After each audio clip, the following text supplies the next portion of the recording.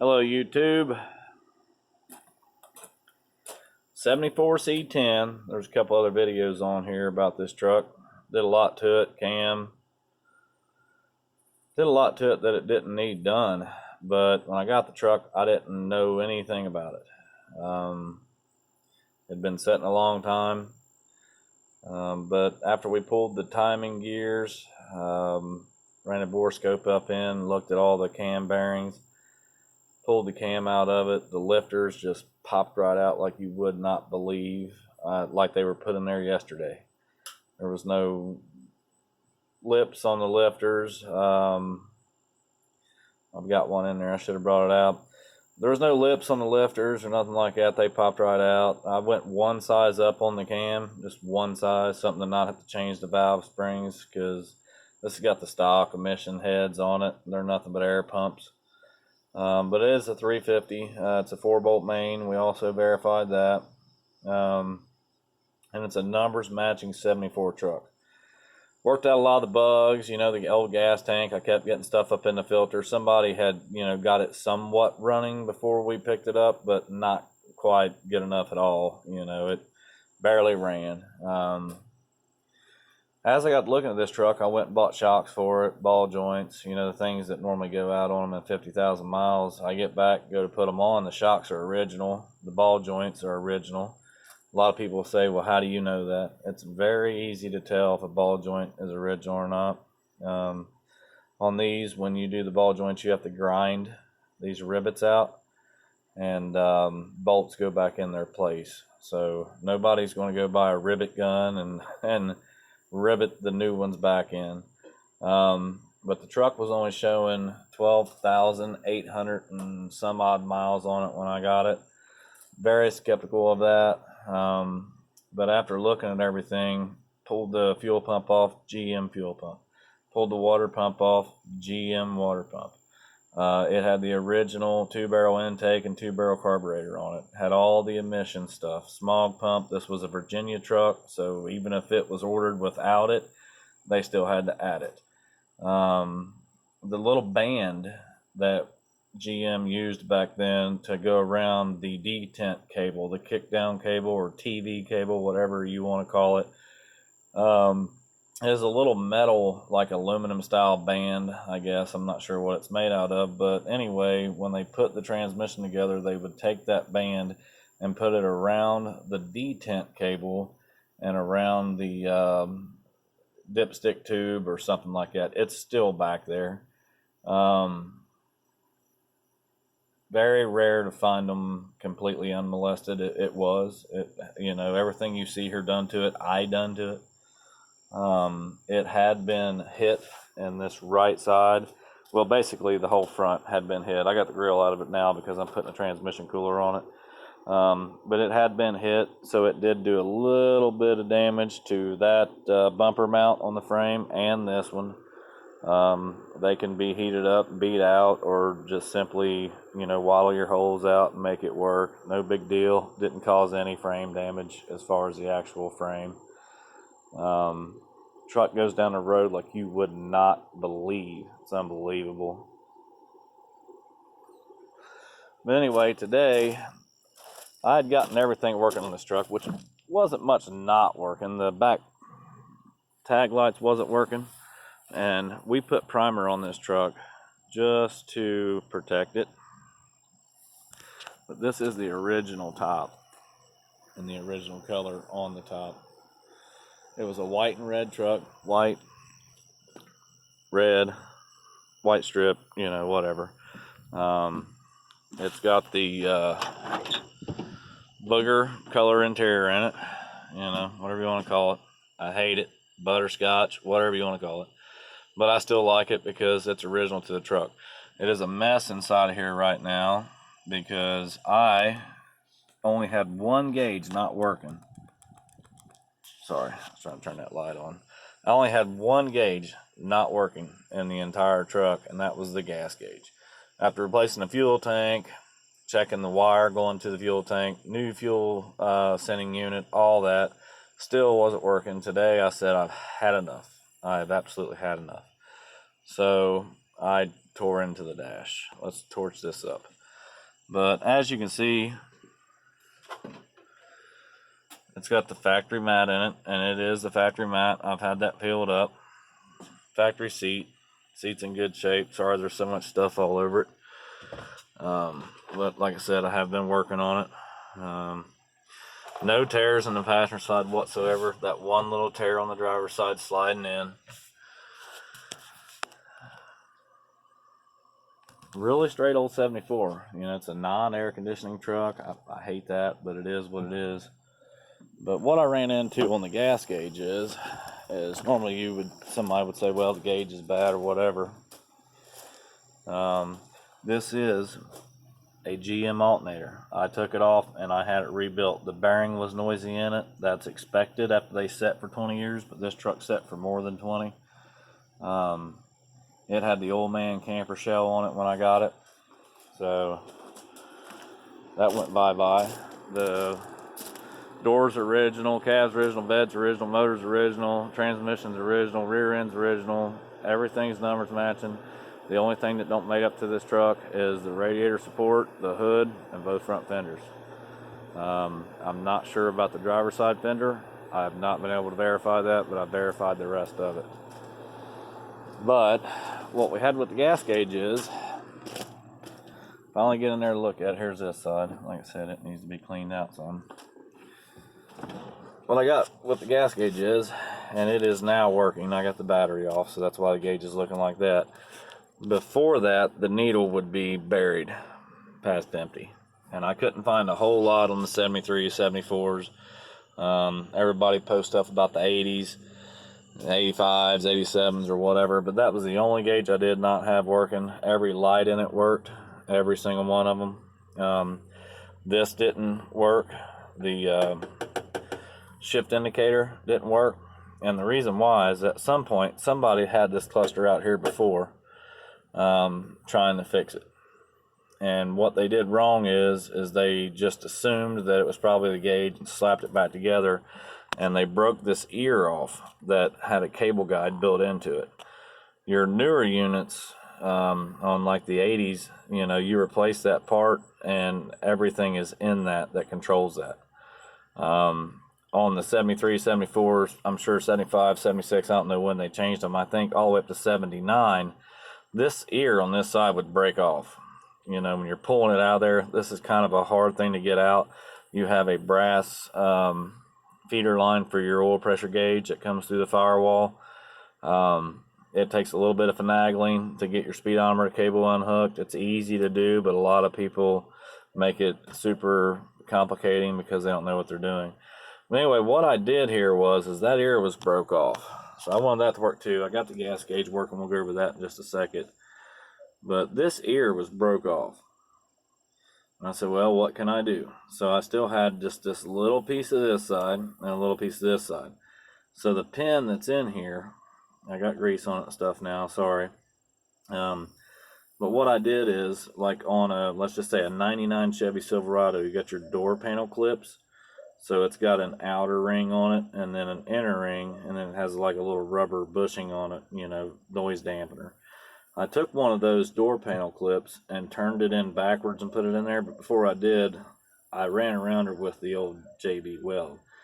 And I slid it up in there because I'm not going to buy this whole piece, you know, a whole cluster just for that. I'm not going to do that. So I slid that up in there behind it after I put some JB weld on it, let it tack up.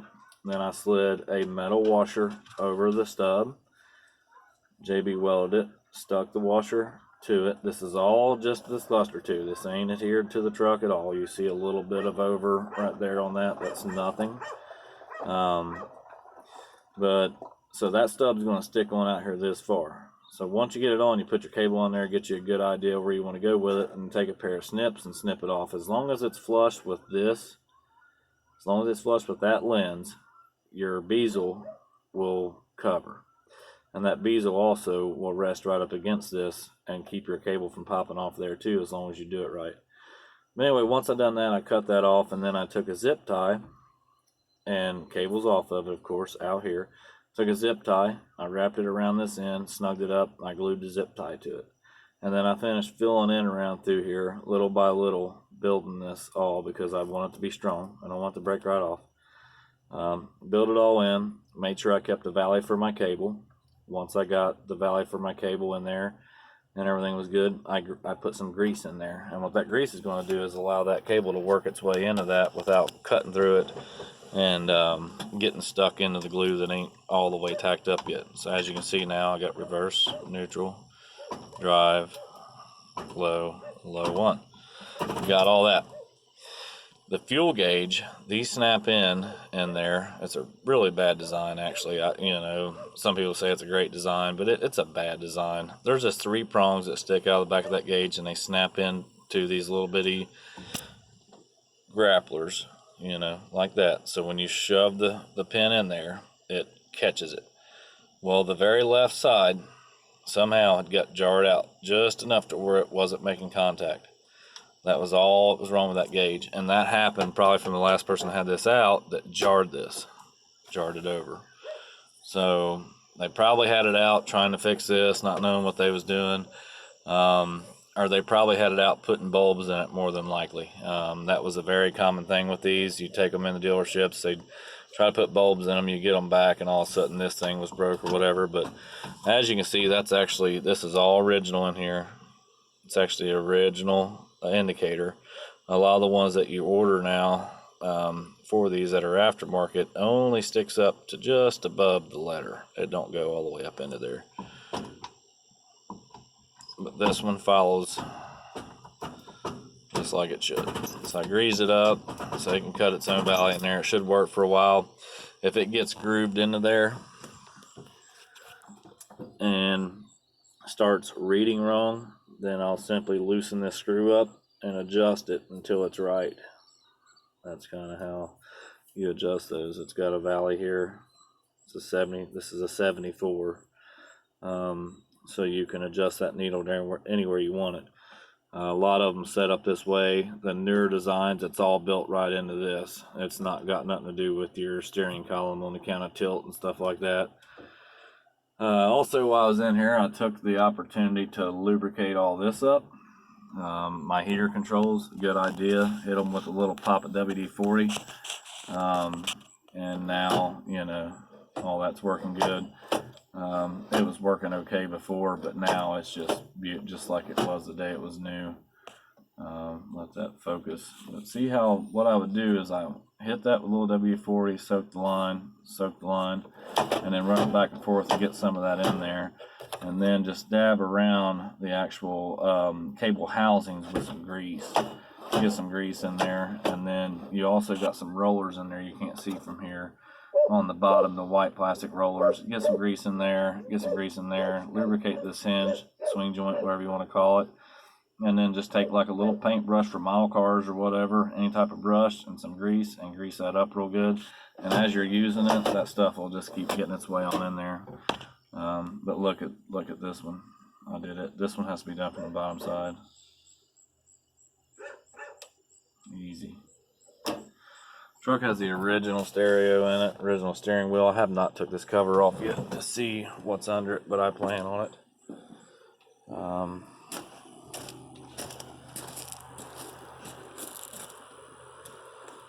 There she is. Strong motor, runs good. The 4-barrel kicks in good. I still got the original intake. The water pump that come off of it was GM. I went ahead and painted the rally wheels red. I kind of like the red on black. But it's in primer. I was just trying to make it look good for now. But the bed is unbelievable in this truck. I mean, it ain't got no big dents, gouges in or nothing.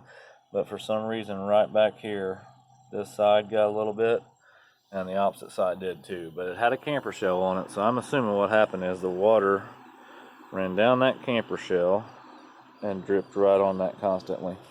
If this truck would have been from Ohio, it would have rotted it out. It would have never made it. All the humidity here, and a lot of people want to blame salt for their cars rotting away. It's really not that.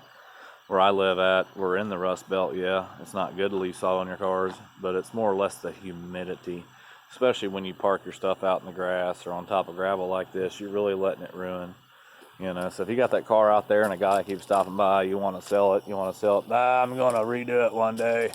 and it's sitting out there, or even in gravel, you know, sell it to the guy, man. Let him put it on a concrete slab, let him fix it, you know.